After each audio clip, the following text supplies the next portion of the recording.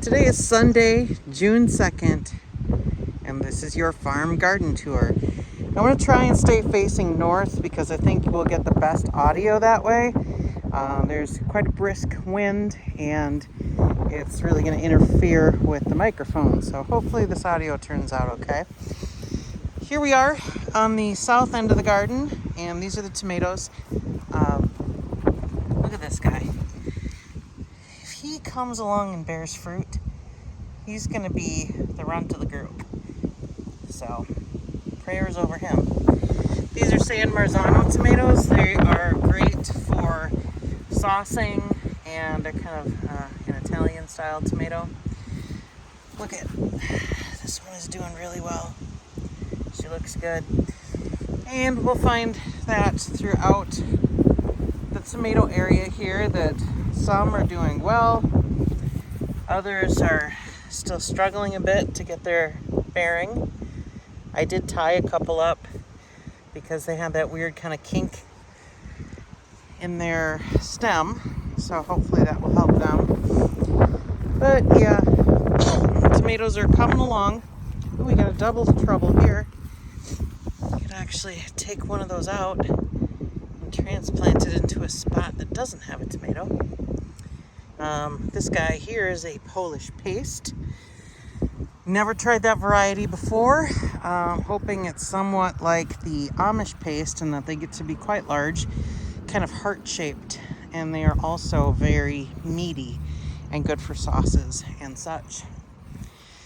So yeah, that's the tomatoes. As we come along, they are finally entering their grow stage. So we should know within the next couple of weeks or so what's going to be viable and what's not. And who knows, this might not be the year for tomatoes. We'll just have to see. These were gherkin cucumbers that I planted, and I've only got one little hill here and one little plant there of the gherkins that are actually coming up. So I found some seeds called Tasty something number 26. Who knows what they are? We'll find out if they sprout, what kind of cukes they are, and how well they do. Over here, my cucamelons, I've got 4 spots for them, and this is the only guy that's come up, so I replanted those this weekend. These are Summer Dance cucumbers, and where they did come up, they're doing quite well. I did have one blank over here, so I replanted that. That was kind of the name of the game this weekend, is to replant anything that was not flourishing, or if just plain didn't come up. There's one little guy. There's another little cuke. That spot got replanted, and 2 more. These are called Green Light, another English variety. So they should be nice and long, small seeds, if any. And these guys are the English Long. These are kind of expensive. You only get 5 seeds per packet, and only 1 hill came up. But I really, really like this cucumber, so we replanted them, and we'll see. I think that perhaps when those guys get put into the garden, it was not quite warm enough for them yet. Soil temp should be about 70 degrees when they go in. And I'll admit, I probably rushed them and put them in before. So we'll see what happens with the replants. Here's some of our pole beans with a few peas mixed in. These guys are looking really good, in my opinion. We've got more pole beans over there on the other side. But the star of the show is really the peas. We should have a really nice pea crop this year. They are coming along. I would venture to guess that these guys will probably start flowering in about 2 weeks. And maybe we'll be at a point where we'll get to see some pods coming on in about 3 weeks. So those guys look good. Excited for our peas. So we finished the row down here. These are all the snow peas. So we'll eat these in their pods. Pod and all, I should say. And as we get over here, these are the shell peas. So you can eat these when they're young. They're a little bit stringy, but these guys are doing great too. They're up quite a bit, starting to grab the fence and make their way up. Look how dainty these vines are. Nature's cool. So anyway, that's that. I'm gonna skip back to the end of this row because I think you kind of get the idea on what the peas and the beans look like. Let's get into our bush beans and potatoes. So these guys right here are purple potatoes. In the circles is where we have the potatoes planted. These are on week 2, I think it is, and they're popping up. They're coming along at their own pace. These beans are bush beans, so they don't need a trellis to climb, and there are 2 different varieties here. This is a Blue Lake bush bean, and this is a I knew I was going to forget one name or the other. Purple Majesty. So the bean pods themselves are purple, and when you cook them, they turn green. But they're really pretty, and we should have those coming on here. This is where we were doing some succession sowing. Troy went through here this weekend and painstakingly put 2 more seeds in between each plant that you see, so that we have hopefully about 2 weeks in between harvest.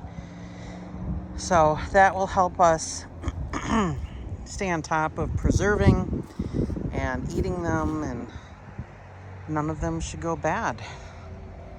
These guys here are Dragon Wing. These are also a bush variety of green bean. They're kind of a waxy bean. They have, they grow more flat. Their pods are somewhat flat. And they have yellow and purple speckles on them.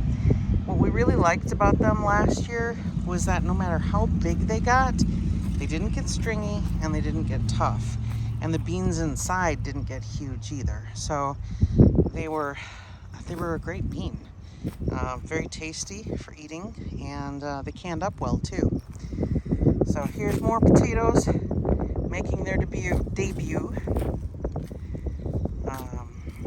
Yeah, that's about it for the potatoes and the beans. And again, the reason we put the potatoes and the beans so close to each other is they're supposed to be beneficial for each other, companion planting wise.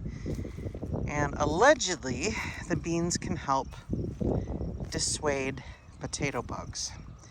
We'll talk more about potato bugs when we hit the north end of the garden. So over here, this whole row, again, is potatoes in the holes, and we have not planted the bush beans in the dashed lines yet. We're going to do that next weekend. But here at the end, we had some extra room, so we put in sunflowers, about 6 different varieties of sunflowers, and those guys are all poking their heads up. Some of these are supposed to get 4 to 5 feet tall. Should be hopefully impressive looking here on the east end of the garden. And then we have our radishes. These are daikon radish. I'm going to let them get a little bit bigger and then thin them back. These are Easter egg radishes here in between these 2 spikes. And they're just various different colors. Some of them are going to be round. Some of them will be longer, more cylindrical looking. And this next one is also a radish. What kind though? I don't recall. It is, white icicle. Those are one of my grandmother's favorite. And I think why so many folks here liked the daikons last year was because they really liked the white icicle. So, should be good. And what do we have here? This is Sweet Dakota beets. little sporadic. They're starting to come up. These are Detroit dark beets. These are more Detroit dark beets. And these are called Chioggia beets. I'm not sure if that's exactly how to pronounce them or not. But these are the ones that when you cut into them, they kind of have a bullseye look to them. So they've got a dark red and then kind of a lighter red, almost white circle. And they're pretty cool looking. So again, this year we are trying many different varieties because variety is the spice of life, or so they say. This is Swiss chard. It's coming along. So those are all doing pretty well. Look at, there's a potato making its way. There he is. So cute. Yeah, they are doing what they do. And over here, last year, we had the cattle panel arch. So guess what those are? Volunteer morning glories. Depending on how much energy I have next weekend, those might end up getting transplanted to a place where we want them to grow. These are some onions. These are set onions. The ones that come as a bulb and you stick them in the ground. Again, more morning glory volunteers. Then we replanted the rest of the row with some different kinds of onions. We'll take you on that journey as they start to come up and talk a little bit about what kind they were, when we planted them, how we planted them, and how well they did. Here we're getting into the brassicas. There is a megaton cabbage there. And then we've got marigold around it because they like each other. And the brassicas in general are doing pretty good. These are a smaller variety of green cabbage. And then we got another megaton here. And then we've got a purple cabbage. So yeah, everything along here is doing a-okay. This still looks a little beat up, but they're coming. The weather is coming around as well. We're looking at high 40s, low 50s overnight, and low to mid 70s during the day. So, especially with these tarps, it does a nice job retaining some of the water in the soil and also some of the heat. So, I'm starting to see some actual difference from week to week in how well they're growing. There's also cauliflower and broccoli in here. I think that's what these guys are. But of course, my stakes have faded, so it's going to be mystery brassica for now. As we get down here toward the end, we shift into the peppers. The peppers, well, they are growing. They look a little peaked. They're kind of yellow. Some of the leaves look a little taxed. So we'll just keep an eye on them. But remember last year, it really took forever for these guys to get going. We have lost a couple, but overall I think they're going to be okay. That's what we experienced last year. Alright, so getting into this row, we have, I think these are the toothache plant. They're doing alright. Get down here to the end, we've got some Brussels sprouts. Stay in my north-south orientation here to try and ward off some of the wind noise, but the Brussels sprouts, aside from the wind always coming from the west and blowing them to the east, they're growing and looking really good. So, celery, I dropped some celery seeds in the areas where it appears that we lost celery, like there. But there are a few that are super tiny. There are a few that are actually starting to grow. So, celery, hopefully that does something for us this year. Alright, the vines. We got out our key to the vines to figure out and recall what's growing and then replant what isn't. This is a Turk's turban squash. They produce a really neat looking fruit, and they're pretty tasty, so excited to have those in the garden this year.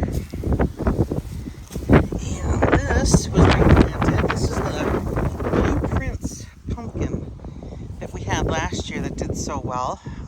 Seeds didn't germinate for whatever reason, so I replanted that.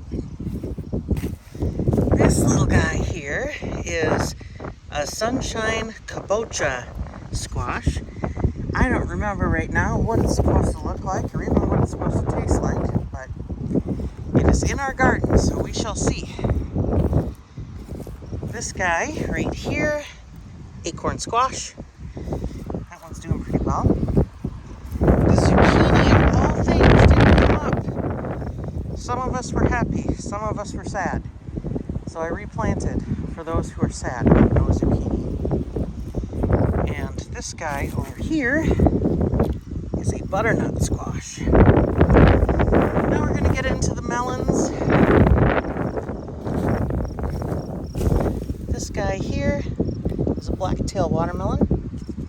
Those are the ones that did so well for us last year. This guy is a Halona. It's a cantaloupe variety. And this is replanted getting quite a breeze again.